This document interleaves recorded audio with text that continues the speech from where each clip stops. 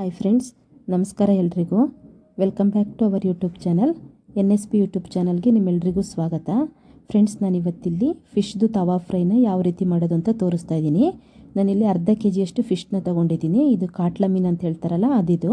ಇದನ್ನು ನೀಟಾಗಿ ಸ್ಲೈಸ್ ಆಗಿ ಕಟ್ ಮಾಡ್ಕೊಂಡಿದ್ದೀನಿ. ದಪ್ಪ ಇದ್ದರೆ ಚೆನ್ನಾಗಾಗಲ್ಲ.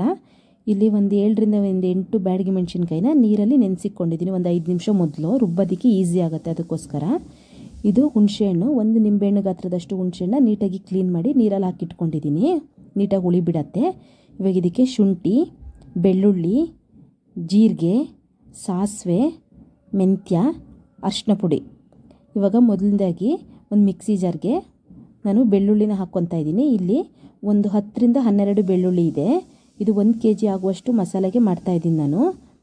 ಇದ್ರ ಜೊತೆಗೇನೆ ಶುಂಠಿ ಹಾಕ್ಕೊತಾ ಇದ್ದೀನಿ. ಒಂದು 2 ಇಂಚಷ್ಟು ಶುಂಠಿ ಹಾಕ್ಕೊತಾ ಇದ್ದೀನಿ. ಒಂದು 1/4 ಟೇಬಲ್ ಸ್ಪೂನಷ್ಟು ಅರಿಶಿನ ಪುಡಿ ಹಾಕ್ಕೊತಾ ಇದ್ದೀನಿ. ಈ ಜೀರಿಗೆ, ಸಾಸಿವೆ ಮತ್ತು ಮೆಂತ್ಯ ಮಿಕ್ಸಿ ಜಾರಿಗೆ ಹಾಕ್ಕೊಂಡ್ರೆ ಹಾಗೆ ಪೇಸ್ಟ್ ಆಗೋಲ್ಲ. ಅದಕ್ಕೋಸ್ಕರ ಸ್ವಲ್ಪ ಅದನ್ನು ಬಿಸಿ ಮಾಡಿಕೊಂಡು ಇದನ್ನು ಮಿಕ್ಸಿ ಜಾರಲ್ಲಿ ಹಾಕ್ಕೊತಾ ಇದ್ದೀನಿ. ಇವಾಗ ಇದಕ್ಕೆ ಬ್ಯಾಡಗಿ ಮೆಣಸಿನ್ಕಾಯಿನ ಹಾಕ್ಕೊತಾ ಇದ್ದೀನಿ. ಒಂದು ನಿಂಬೆಹಣ್ಣು ಗಾತ್ರದಷ್ಟು ಹುಣಸೆಹಣ್ಣ ಇದಕ್ಕೆ ಹಾಕ್ಕೊತಾ ಇದ್ದೀನಿ ರುಬ್ಬೋದಕ್ಕೆ. ನೀವು ಬೇಕಾದರೆ ನಿಂಬೆಹಣ್ಣು ಬೇಕಾದರೂ ಯೂಸ್ ಮಾಡ್ಬೋದು. ಇಲ್ಲ, ನಾನು ಹುಣಸೆಹಣ್ಣು ಚೆನ್ನಾಗಾಗತ್ತೆ ಇದಕ್ಕೆ.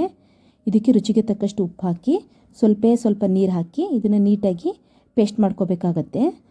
ನೀವೇನಾದರೂ ಧನಿಯಾ ಕಾಳು ಹಾಕ್ಕೊತಿದ್ರಿ ಅಂದರೆ ಇವಾಗಲೇ ಸ್ವಲ್ಪ ಹುರಿದ್ಬಿಟ್ಟು ಹಾಕ್ಕೊಳ್ಳಿ. ನಾನಿಲ್ಲಿ ಧನಿಯಾ ಪುಡಿನ ಯೂಸ್ ಮಾಡ್ತಾ ಇರೋದ್ರಿಂದ ಒಂದು ರೌಂಡ್ ಮಿಕ್ಸಿ ಆದಮೇಲೆ ನಾನು 1 ಟೇಬಲ್ ಸ್ಪೂನಷ್ಟು ಧನಿಯಾ ಪುಡಿನ ಹಾಕ್ಕೊತಾ ಇದ್ದೀನಿ. ಇವಾಗ ಇದನ್ನು ನೀಟಾಗಿ ಪೇಸ್ಟ್ ಮಾಡ್ಕೋಬೇಕು. ಜಾಸ್ತಿ ನೀರು ಹಾಕ್ಕೊಬೇಡಿ, ಸ್ವಲ್ಪ ನೀರು ಹಾಕ್ಕೊಂಡು ಪೇಸ್ಟ್ ಥರ ಮಾಡ್ಕೊಳ್ಳಿ. ನೋಡಿ, ಇವಾಗ ಈ ಥರ ಬಂದಿದೆ. ನಾವು ಬ್ಯಾಡಗಿ ಮೆಣಸಿನ್ಕಾಯಿ ಯೂಸ್ ಮಾಡೋದ್ರಿಂದ ಕಲರ್ ಚೆನ್ನಾಗಿ ಬರುತ್ತೆ. ನೀವು ಬೇಕಂದರೆ ಗುಂಟೂರು ಮೆಣಸಿನ್ಕಾಯಿನೂ ಯೂಸ್ ಮಾಡ್ಬೋದು. ಆದರೆ ಅದರಲ್ಲಿ ಕಲರ್ ಸ್ವಲ್ಪ ಕಮ್ಮಿ ಬರುತ್ತೆ ಅಷ್ಟೇನೆ. ಟೇಸ್ಟ್ ಎಲ್ಲ ಸೇಮ್ ಇರುತ್ತೆ. ನೋಡಿ, ಇವಾಗ ಇದಾಗಿದೆ. ನಮಗೆ ಎಷ್ಟು ಮಸಾಲೆ ಬೇಕೋ ಅಷ್ಟು ಮಸಾಲೆನ ಒಂದು ಪ್ಲೇಟಲ್ಲಿ ಹಾಕ್ಕೊಂಡು ಈ ಒಂದೊಂದೇ ಮೀನಿಗೆ ಆ ಮಸಾಲೆನ ಅಂಟಿಸ್ತಾ ಬರಬೇಕು. ನಾನಿಲ್ಲಿ 1 kg ಆಗುವಷ್ಟು ಮಸಾಲೆನ 1 kg ಮೀನಿಗೆ ಆಗುವಷ್ಟು ಮಸಾಲೆನ ರುಬ್ಕೊಂಡಿದ್ದೀನಿ. ನಮ್ಗೆ ಎಷ್ಟು ಬೇಕೋ ಅಷ್ಟು ಎತ್ಕೊಂಡು ಇನ್ನು ಉಳಿದಿದ್ದನ್ನು ನಾವು ಹಾಗೆ ಫ್ರಿಜ್ಜಲ್ಲಿ ಇಟ್ಕೊಬೋದು. ಒಂದು 2-3 ಡೇಸ್ ಹಾಗೆ ನಾವು ಇಟ್ಕೊಬೋದು. ಈ ಆಲೂಗೆಡ್ಡೆ ಮತ್ತು ಬೆಂಡೆಕಾಯಿ ಎಲ್ಲ ಫ್ರೈ ಮಾಡುವಾಗ ಇದೇ ಮಸಾಲೆನ ಯೂಸ್ ಮಾಡಿದ್ರೆ ಚೆನ್ನಾಗಾಗತ್ತೆ. ನೋಡಿ, ಇವಾಗ ಇದು ಮಸಾಲೆ ಎಲ್ಲ ಮೆತ್ತಿಸಿಟ್ಟಾಗಿದೆ. ಇವಾಗ ಇದನ್ನು 1 ಅವರ್ ನಾವು ಫ್ರಿಜ್ಜಲ್ಲಿ ಇಟ್ಕೋಬೇಕು. ನೀವೇನಾದ್ರು ಅರ್ಧ ಗಂಟೆ ಇಟ್ಕೊಂಡ್ರೆ ಡ್ರೈ ಫ್ರಿಜ್ಜಲ್ಲಿ ಇಟ್ಕೊಳ್ಳಿ, ಸಾಕಾಗತ್ತೆ. ಇವಾಗ ನೋಡಿ, ಇವಾಗ ನಾನು 1 ಅವರ್ ಇದನ್ನು ಫ್ರಿಜ್ಜಲ್ಲಿ ಇಟ್ಕೊಂಡಿದ್ದೀನಿ. 1 ಅವರ್ ಆದಮೇಲೆ ನಾವು ಇದನ್ನು ಫ್ರೈ ಮಾಡ್ಕೋಬೇಕಾಗತ್ತೆ. ಇವಾಗ 1 ಅವರ್ ಆಗಿದೆ.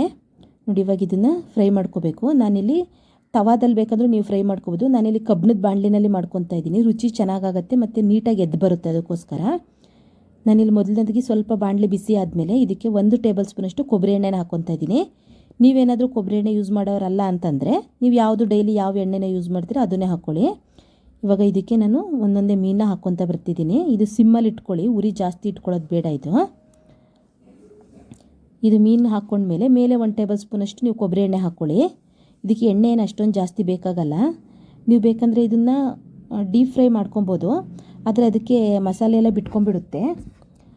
ಅದಕ್ಕೋಸ್ಕರ ಇದನ್ನು ನಾನು ಇದೇ ಥರ ಮಾಡ್ಕೊತಾ ಇದ್ದೀನಿ. ಮುಚ್ಚಳ ಮುಚ್ಚಿ ಬೇಯಿಸ್ಕೊತಾ ಇದ್ದೀನಿ. ನೀವು ಬೇಕಂದರೆ ಮುಚ್ಚಳ ಮುಚ್ಚೋದು ಬೇಡ, ಹಾಗೆ ಬೇಕಾದರೂ ಬೇಯಿಸ್ಕೋಬೋದು. ಸ್ವಲ್ಪ ಘಾಟ್ ಸ್ಮೆಲ್ ಬರೋದ್ರಿಂದ ನಾನು ಮುಚ್ಚಳ ಮುಚ್ಚಿ ಬೇಯಿಸ್ಕೊತಾ ಇದ್ದೀನಿ.